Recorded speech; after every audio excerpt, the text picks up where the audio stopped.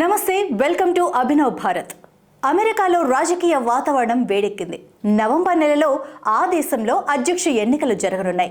శనివారం అమెరికా అధ్యక్ష బరిలో ఉన్న డొనాల్డ్ ట్రంప్పై ఓ దుండగుడు కాల్పులు జరపడంతో కలకలం నెలకొనగా ఈ ఘటనలో ట్రంప్ చెవికి గాయమైంది.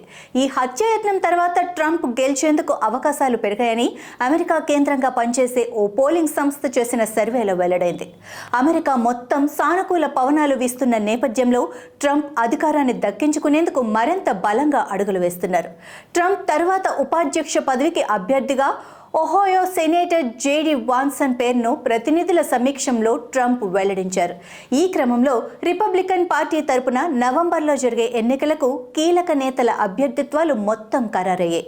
జేడీ వాన్స్ అమెరికాకు మెరైన్ విభాగంలో సేవలందించారు.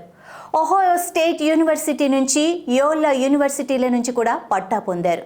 యోల్లా విశ్వవిద్యాలయం నుంచి ప్రచురితమయ్యే జర్నల్కు ఆయన సంపాదకుడిగా కూడా ఉన్నారు.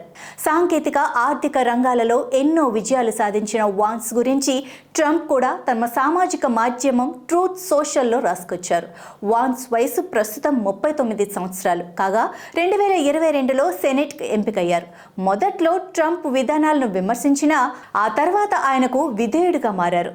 వాన్స్ను చిన్నప్పుడే తండ్రి వదిలేగా తల్లి మాదక ద్రవ్యాలకు బానిసైంది. దీంతో అతను తన తాతగారి దగ్గర పెరిగారు. ఆర్థికంగా ఇబ్బందులు ఎదుర్కొంటూనే పనిచేస్తూ చదువు కొనసాగించారు. అమెరికాలో ఒక విజయవంతమైన వ్యాపారవేత్తగా ఎదగటమే కాక రచయితగాను గుర్తింపు పొందారు. ఆ తర్వాత రాజకీయాల్లోకి ప్రవేశించిన వాన్స్ ప్రస్తుతం అమెరికా ఉపాధ్యక్ష పదవికి కేవలం 2 అడుగుల దూరంలో నిలిచాడు. వాన్స్ ఇంత ఘనత సాధించడం వెనుక ఆయన భార్య చిలుకూరి ఉషా ఉందని చెబుతారు. వాన్స్ అమెరికాలో స్థిరపడిన తెలుగు మహిళ చిలుకూరి ఉషను వివాహం చేసుకున్నాడు. 2010లో లా యూనివర్సిటీలో చదువుతున్నప్పుడు ఉష అతనికి పరిచయం కాగా అది కాస్త స్నేహంగా మారింది. 2014లో వీరిద్దరూ పెళ్లి చేసుకున్నారు. వీరి వివాహం హిందూ సాంప్రదాయంలో జరిగింది. వీరికి 3 పిల్లలు. 2022లో వాన్స్ సెనేట్గా పోటీ చేసినప్పుడు భార్య ఉష ప్రచారంలో చురుకుగా పాల్గొని అతని విజయంలో కీలక పాత్ర పోషించారు.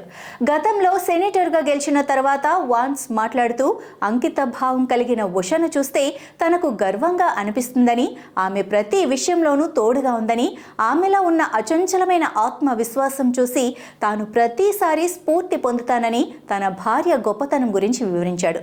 తెలుగు అమ్మాయి ఉష శాన్ ఫ్రాన్సిస్కో, వాషింగ్టన్ డీసీలో లిటరేచర్గా పనిచేస్తున్నారు. మొత్తానికి అనుకున్నది అనుకున్నట్లు జరిగితే విదేశాల్లో రాజ్యమేలుతున్న తెలుగువారి లిస్టులో ఇప్పుడు ఈ తెలుగింటి అల్లుడు చేరబోతున్నాడన్నమాట. నాయకులారా, మీ పనితనం మీ అధినాయకులకు తెలియజేయాలనుకుంటున్నారు. ప్రజలారా, మీ సమస్యలను మీ నాయకులకు తెలియజేయాలనుకుంటున్నారు. ప్రజా సమస్యల పరిష్కార వేదిక మీ అభినవ్ భారత్.